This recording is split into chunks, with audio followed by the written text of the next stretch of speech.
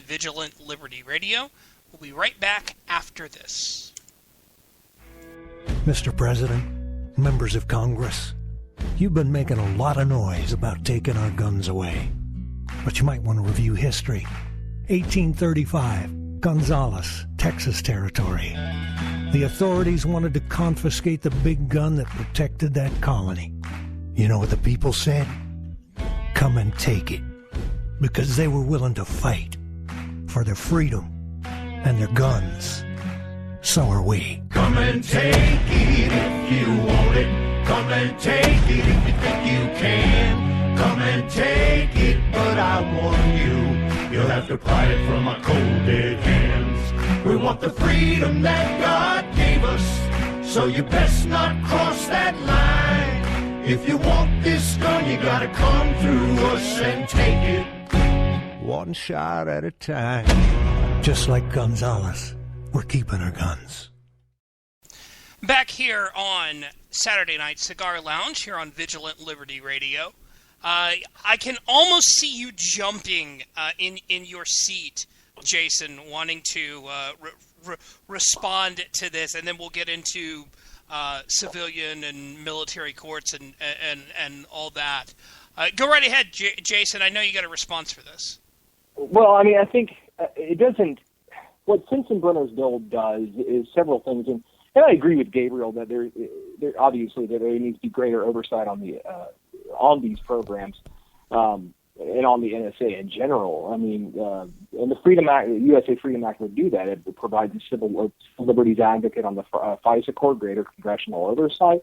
And yes, it's the bulk data, metadata collection programs, which, as the review group report, and I'll say it again, has said that the information obtained could have been obtained through regular 215 orders. They didn't have any real impact as far as preventing terrorist attacks.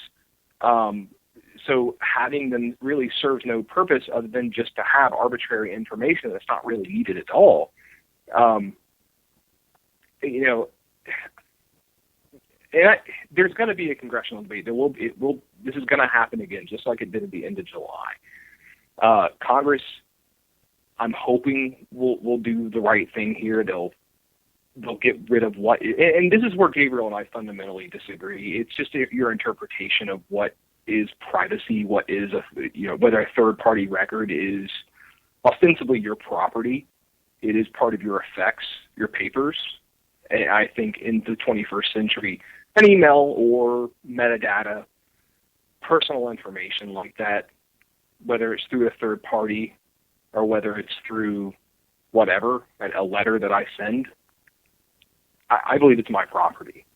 Now, the courts obviously don't agree. That's a 20th century interpretation of the law, in my opinion. The thing that I think, it's not like I can go start my own ISP or my own cell phone company. I don't have that kind of capital to do that kind of thing myself. So I'm stuck in the system whether I like it or not. Or I could just completely be disconnected from everything. And I don't want to live as a hermit. I make my living doing social media and writing blog posts every day. But so the balance, there has to be a better balance. There has to be a more proper balance. And to treat me like a criminal or as a terrorist suspect, which is what this program does, and what it does to every American, that's wrong. That's a violation of our civil liberties. We are required to have a presumption of innocence, but we are being brought into this system with a presumption of guilt. I think that's a problem, a very real problem, and a violation of the very liberties the Bill of Rights protects and the Fourth Amendment protects. I respect Gabriel's opinion. He's a smart guy. I really do. We've met a couple times. I enjoyed talking to him. But at the end of the day, our civil liberties, the civil liberties that we all have, I think are too important for the government just to dismiss them on a whim under the broad definition of we're preventing terrorism in this war on terror that is going to last for the next 50 years or even longer. I think it's ridiculous. It's absurd. I just disagree with your opinion. It's not a shot at you. It's just when it all said and done, I think our liberties are just are too important for that. Go ahead. I agree also that they should not be dismissed at a whim, that there should be some protections. And I believe that there are in this program itself and in the various alternatives that have been suggested. First of all, again, it's what we're talking about. We're merely talking about metadata. They aren't even allowed to search among the metadata without further orders, internal orders, authorizations, and what they do with that is actually circumscribed as well. So when we say they're not just glibly throwing this away. First of all, they're going to the FISA court. Then they're protecting the first order. But the FISA court's a rubber stamp. The FISA court's a rubber stamp. That's been proven. How many requests have been denied in the last since 1999? I think it's like 11 requests they've denied in the last 14, 15 years? I don't know that we should. Yeah, I don't know that we should judge the efficacy of the court based on whether or not it's approving or disapproving orders, particularly because if the NSA's... I have one better. The NSA, when they came to FISA, to the FISA court to ask for a letter, an order, they said that they couldn't do it because the way they presented it was wrong, but they showed them the way to do it right. That's not impartial. That's advocacy. That's a problem. I'm not sure it is a problem. But again, I'm absolutely open to, as you say, I agree with you. They should not glibly toss away privacy rights. FISA was enacted because we all decided, Congress decided, that they wanted a court to go to before they authorized these orders. And so we created one. Now, if you think the courts... So Congress wasn't glibly throwing this away. They created a court for this. And then the NSA itself has internal regulations preventing it from using or misusing this information, from requiring they use it in certain ways, and then requiring that they delete it after 5 years. So... I don't like this idea that it was glib, like, oh, the government's just tossing our civil liberties around left and right. No, this was very carefully considered. Now, if you think they need to give it further consideration, further circumscribe the FISA court, further circumscribe NSA, then we should definitely talk about it. And in fact, I suspect we will be talking about it in the next few months. And I'm fine with that. I think that's great. Right, but go ahead. I'm sorry. What I'm not going to do is presume bad faith on the part of the NSA. Now, they may abuse the program sometimes. If they do, we should find out and we should punish them for it. But I'm not going to presume that they are. But you said that the government doesn't toss around our rights on a whim, but they do. And it's bipartisan what they do, just like the NSA has bipartisan support from both Republicans and Democrats. It has opposition from both Republicans and Democrats, as you noted earlier. But they do this, whether it's the First Amendment, the Second Amendment, the Fifth Amendment, and property rights. The Ninth and Tenth Amendments are not even considered to be what Robert Bork called the Ninth Amendment an ink blot. I mean, the rights we have, the Bill of Rights, the Constitution itself has been completely discarded. The executive branch, and I know you probably agree with a lot of what I'm saying, but the executive branch itself it's a legislature in and of itself. The Constitution is a bastardized document.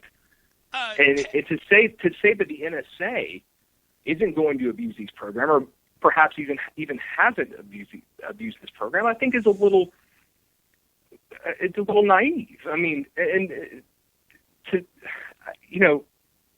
there's a secret interpretation of the Patriot Act that a court has ordered the Justice Department to overturn. The Justice Department has refused the order.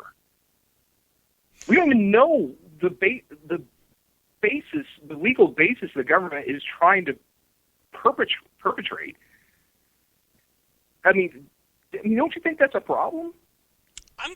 One thing that I'm kind of curious about, because we are running out of time, and Paris Paramus asked a pretty good question. He said, who appoints the FISA judges, and who are they?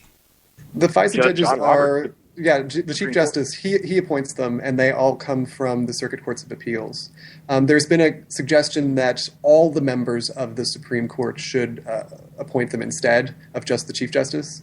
And I think that's getting tossed around. One of the reasons that was suggested is because the Chief Justice tends to appoint judges, this Chief Justice anyway, has tended to appoint judges that are kind of pro intelligence community, I think is how I would characterize it.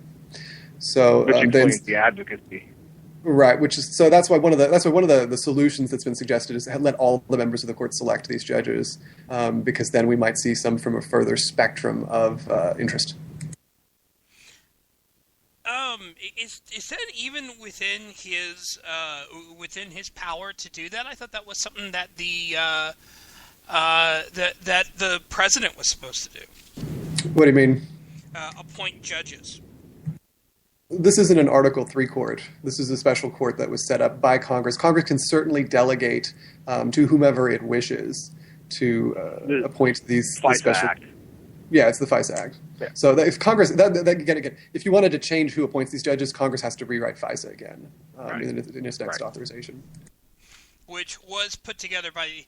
Here's why this was put together. It was done by Ted Kennedy in response, actually, believe it or not, to Nixon spying. I actually didn't know that. That's hilarious. That's why it was put together. It was according to Wikipedia, and granted, it's Wikipedia, but it was introduced on May 18, 1977, by Ted Kennedy, co-sponsored by nine people. It resulted from extensive investigations by Senate committees into the legality of domestic intelligence activities. They were led separately by Sam Ervin and Frank Church in 1978 as a response to President Nixon's usage of the federal resources to spy on political and activist groups, which violates the Fourth Amendment, according to the Wikipedia entry. So, all right. There we go. We are, as I said, running out of time. Gabriel, I will start with you. Which is, where can we find you online? Good question, yes. So I'm blogging almost every day at Ace of Spades HQ. Actually, our 10th anniversary is on Tuesday of the blog, and you can find us at ace.mu.nu, Ace Munu, that's us. And I'm also available on Twitter at Gabriel Maller, just my name.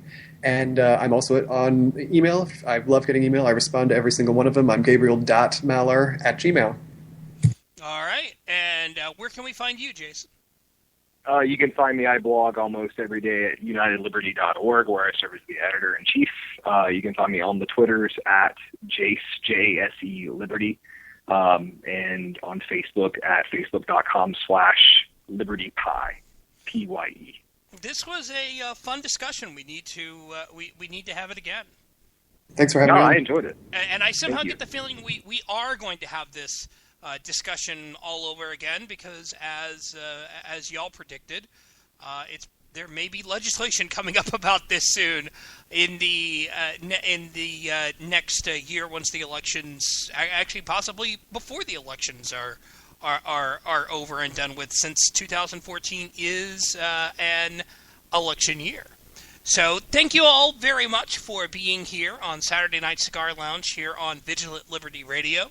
I will say I am not sure what the plan for next week is, because I will be doing one of my favorite things, and that's going to a hockey game next Saturday. The Dallas Stars are taking on the hated Detroit Red Wings, even though they're in different conferences now. And I plan on being there, screaming my head off at every single thing that happens. So, not sure what next week's show is going to be. May bring Sean Vinkman in. Have another real deal Saturday Night Cigar Lounge. I'm sure he's chomping at the bit to weigh in on this. So, until then, be sure to be here tomorrow for Next with Jonathan Sangster, as well as Monday for Their Finest Hour with Alan Bordius. Until then, thank you all very much. We'll talk to you soon.